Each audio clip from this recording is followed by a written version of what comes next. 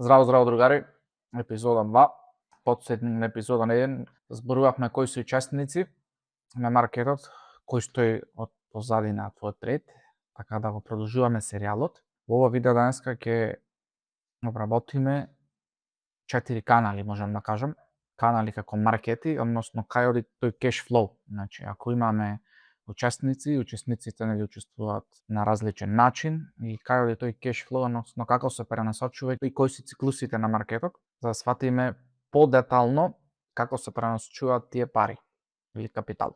Канали, значи не речни канали, туку канали за пари. Замислете дека имаме 4 канали за пари. 4 канали. Мапирање на финансискиот свет како глобалниот капитал ротира низ FX, се мисли на Форекс, акции, обврзаници и суровини.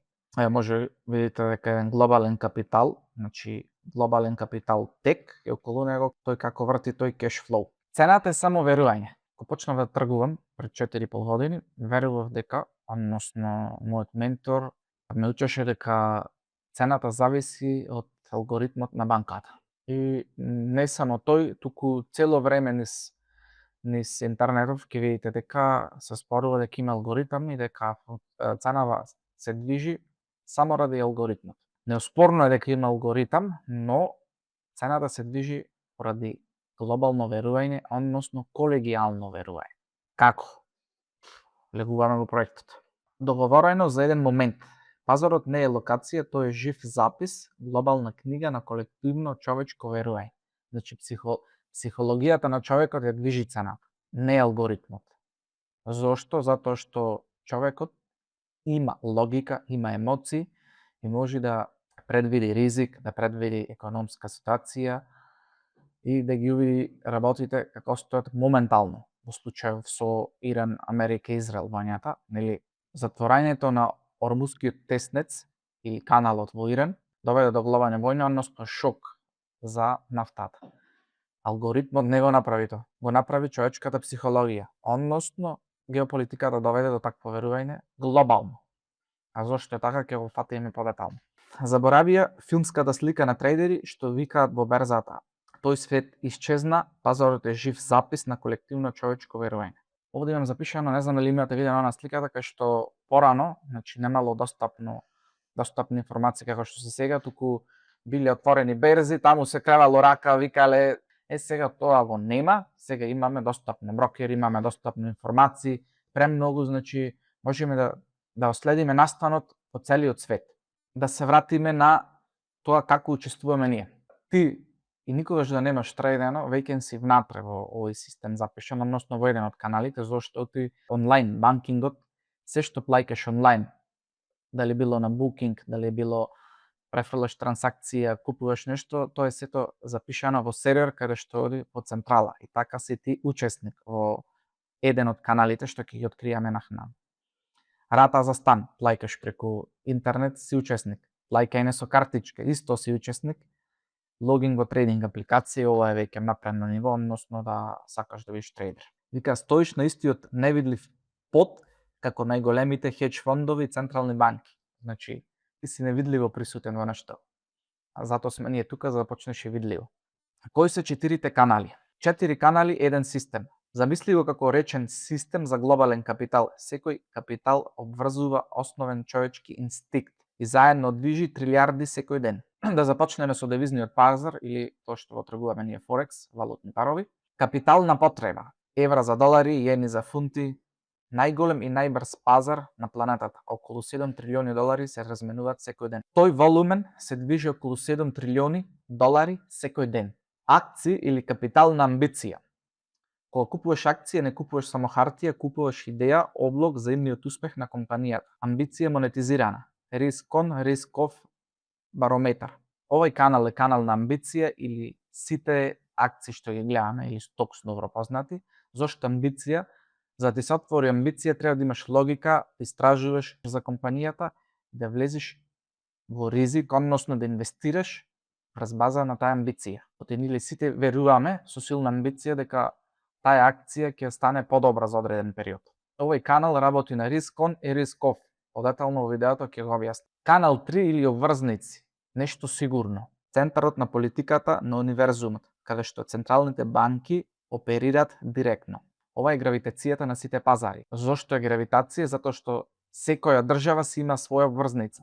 Вредноста на обврзница зависи од самата економија на државата. Затоа го сметаме како посигурен канал или посигурна инвестиција. И канал 4, суровини. Каналот на преживување. Злато, нафта, бакар, пченица, основните физички ресурси на цивилизацијата, реагира моментално на војна, време, недостиг, суровиот нерв на пазарот, леаден свет физички настани.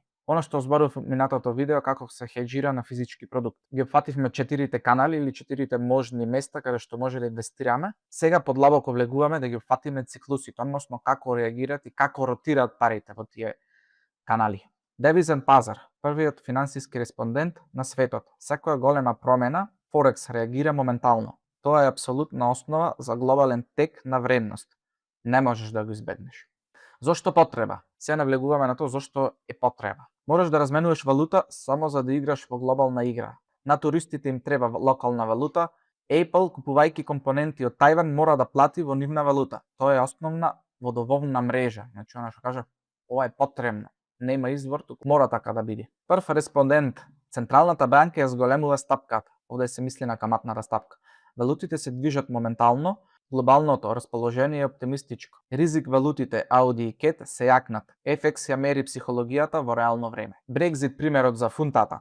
Фунтата колабрира не затоа што алгоритмот пресмета нова калкулација, тоа беше масовно проценување на трилиони капитал, базирано на нагла промена на колективното верување во иднината на UK. Значи, она што спомнав. Тука има е предвидено ризик и затоа глобалната психологија и верување го сврти тој наратив на маркетот, а не алгоритмот. Нашата предност како трейдери е тоа што алгоритмите наоѓаат мали ефикасности, но луѓето обработуваат значење и емоција. Предноста е во тој мал прозорец кога масовната психологија предизвикува остро движење пред машините да се рекалибрираат. Ова е тоа ние што ги имаме како мојк, односно нашата логика и нашата предност да можеме да ги гледаме работите поглобално и според нашата логика и интелигенција да очекуваме што е следно. Моментална FX слика, овде го што можете видите, некои сте запознати, некои не, тука е вредноста на евро према долар, фунта према долар, доларот према јенот и така натаму.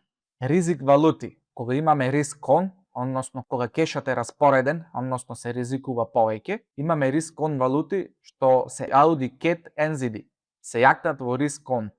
Што значи риск он? Риск он значи дека кешот е активен, односно активно се инвестира во ризични асети или протокот на тој канал е пуштен, пошто не гледаат опасност за ризик. Кога имаме рисков, знаеме дека има суровини, значи како за солниште, и знаеме дека USD, JPY и CHF се јакнат, зашто се сметат за јака глобална економска сила и кешот оди таму. Втор канал е каналот на акции или тоа што го правиме од амбиција. Ако FX го поставува основниот ритам, акциите ја поставуваат мелодијата. Тука верувањето станува реална собственост, секој трейд е глас на доверба или страв. Купување, идеја. Кога купуваш Apple акција, не купуваш само сертификат. Правиш облог на идниот раст на компанијата. Тоа е амбиција, буквално монетизирана. Тоа што спомнав. Значи, тргувањето со акции не е само амбиција, ми се роди амбиција во главата, туку треба детално истражување од фундаментален аспект, технички дел, earnings, што е следен проект на самата акција, и така натаму врз база на тие информации, тогаш ни се раѓа амбиција врз логика и интелигенција, кој што спомнав. И така, кешфлоот го пренасочуваме во тој канал. Риск он, инвеститорите се оптимистички, капиталот тече во акции барајки раст. Ова ги јакнат ризик валутите во FX. Австралијанскиот долар расте заедно со S&P 500. Тука може слободно да истражите повеќе како валутите со асет се врзани, кога расте еден асет, расте една валута. Ако можам така да го објаснам, но подетално истражете. Като што австралијанскиот долар е врзан со златото, канадскиот долар е врзан со нафтата, така можете да истражите засебно која е предноста на секоја валута. Рисков ставот преовладува, ликвидноста бега од акции, парите бегаат во сигурни засолништа, како државни врзници или злато. Остри падови го туркат златото горе. Ова е само пример, во пракса се истражува многу повеќе. Клучен увид. Чартот изгледа математички и прецизно, но пазарот што го движи е чисто психолошки. Запамтете, не рефлектира објективна вистина, рефлектира колективното верување. Риск он наспроти рисков. Ризик вклучен, купуваме акции, купуваме Audi NZD-Cat, продаваме USDJP или CH. Ова е само како пример дајна, како што кажав во пракса, треба многу подетално да се истражи. Рисков, продаваме акции, купуваме USDJP или CHF, купи злато, обврзници. Двигатели на пазарното расположение. Кога сме рисков, кога имаме геополитичка тензија како што е сега со Иран, Америка и Израел, зајак над GDP плюс работни места на самата држава, изненадување со инфлацијата, маркетот го прави во консолидација или мешано. Исто така, намалување на каматите од Централната банка му дават инвеститорите risk on flow, односно risk on канал, каде што може слободно да течат парите. Намалување на стапка од Централната банка е исто така risk on. Третиот канал е обврзници или стабилност, кој што кажав. Зошто стабилност? Обврзници, тивката архитектура на финансискиот свет, центарот на монетарната политика. Пазарот на обврзници не само што реагира, тој и предвидува. Значи гравитацијата секогаш победува. Што е обврзница? Позајмуваш пари на влада или компанија, тие ветуваат да ти ги вратат со камата во текот на времето.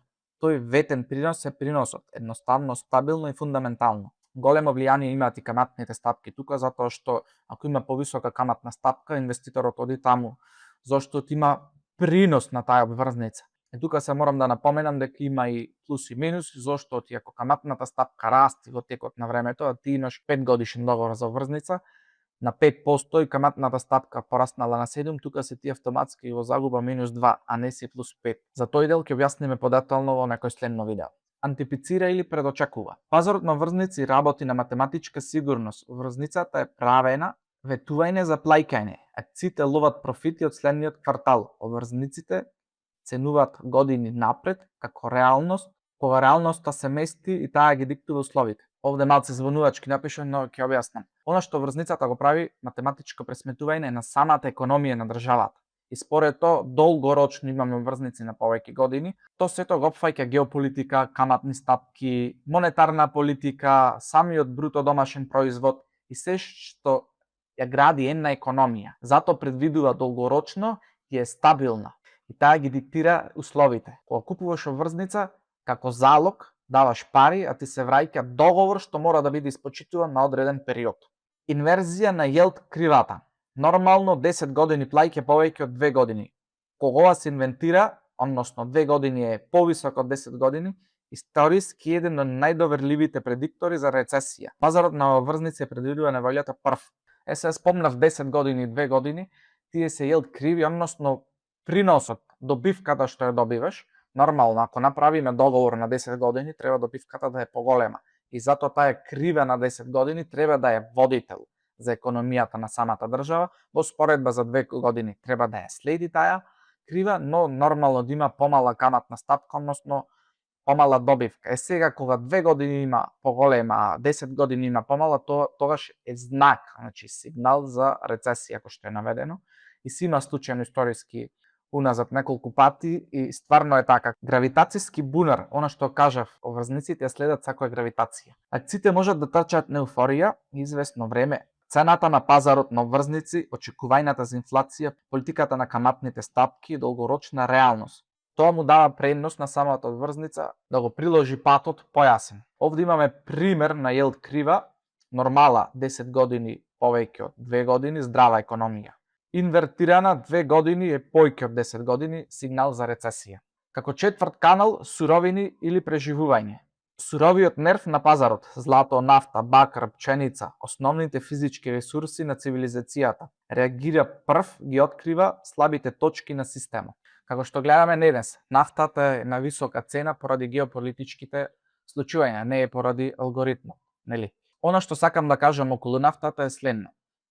И да се среди сето ова што се случува, нормално еден ден ќе се среди, дали ќе биде пролонгирано или не, веќе 75 дена е затворен каналот, имаме недостаток на производство на нафта, односно испорака на нафта. Што значи тоа? Тоа значи дека по долго време цената ќе остане висока.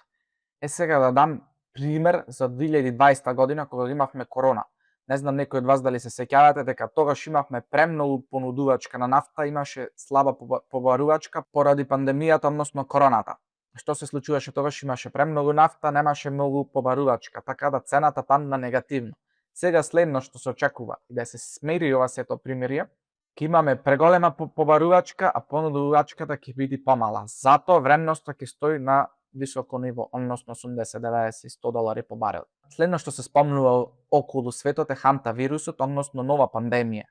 Зошто? Ако го имплементираат тој и ако стварно им успее, имаме нова пандемија каја што ќе не затворат повторно, за да може така цената на нафтата да падне и автоматски да паднат инфлацијата во секоја една држава што е створена поради случајот со нафтата. Така да ова е предноста што ни дава логички да размислуваме и да реагираме на таа информација. Движител на суровини, злато, сигурно за солниште, иранска војна, нафта, Иран ризик за понуда, кој што спомнав сега, бакар, кинеско побарување, знаеме дека Кина има преголемо побарување за бакар, и пченица, украинската понуда. Моментално Украина гледаме дека со Русија е во војна, затоа имаме таква цена на пченицата. Што ги движи суровините? Геополитички конфликт, нарушување на понуда, временски услови, суша, CPI изненадување, очекување за инфлација, зајакнат долар, Кина, сигнал за индустријско побарување. Ова сето што го спомнавме, односно овие 4 канали имаат ланчана реакција. Сега ќе видиме како се пренесува тој кеш флоу.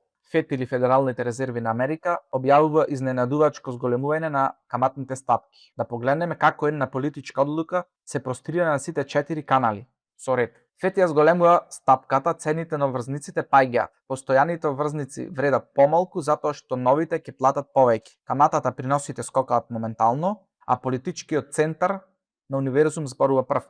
Онај што кажав дека ако купиме врзница на 5 години со каматна стапка од 5% поврат, а моментално инфлацијата ја стега самата централна банка да покачува каматни стапки за 7%, тогаш ние сме во загуба минус 2. Затоа старите врзници се продаваат со цел да купиме нови врзници. Затоа таа реакција кога централната банка зголемува каматата. Повисоку е приноси, доларот расте. Секоја држава си има сопствени врзници и нели инвеститорите ако купуваат тие со врзници, односно добиваат приноси во американски долар, мора да платат со американски долар.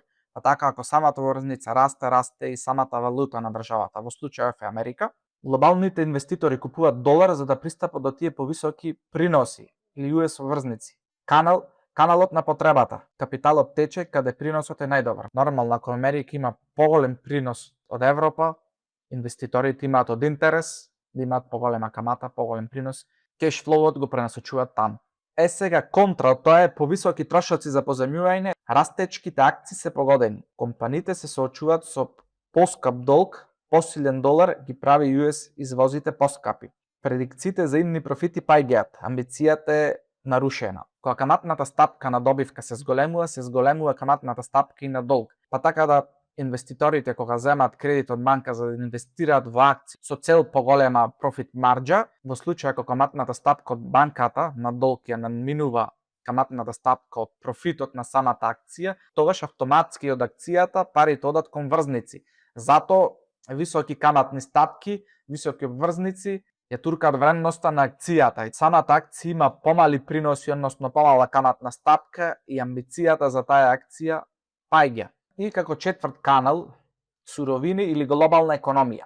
Помало побарување за суровини. Повисоки стапки ја успоруваат целата економија, очекувањата за идно побарување на нафта, бакар, индустријски метали паѓаат, капиталот на преживување се прилагодува. Нормално ако правиме увоз-извоз или сите тие трошоци, кога имаме поголема каматна стапка и трошоците се зголемуваат, како што можеме да видиме сега, има инфлација. Инфлацијата носи заоштрување на каматните стапки на самата банка и тоа ше поскапо се. Затоа високите стапки ја успоруваат целата економија и тој проток што оди кон суровини успорува. И како што можеме да видиме моментално со златото, сме во време на војна, а златото стагнира, зашто претходно имаше подобра куповна цена пред самата војна да се случи и достигна врв, каде што тој врв е сега скап да се купува во моментално, па затоа гледаме акумулација на тоа злато и моја гледна точка за долгорочно е дека златото ќе опаѓа сега, поради тоа што имавме вештачки пум претходно, сега во време на војна не реагира, така да при примирието на војна златото само може да очекуваме да паѓа, а не да се зголемува.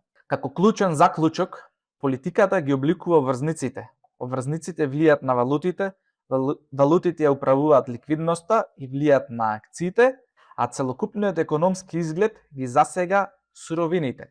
Се тече заедно и така системот диша. Така да сега може појасно да ви стане како тој цел кеш флоу се распоредува, која е причината за пренасочување од еден канал на друг канал.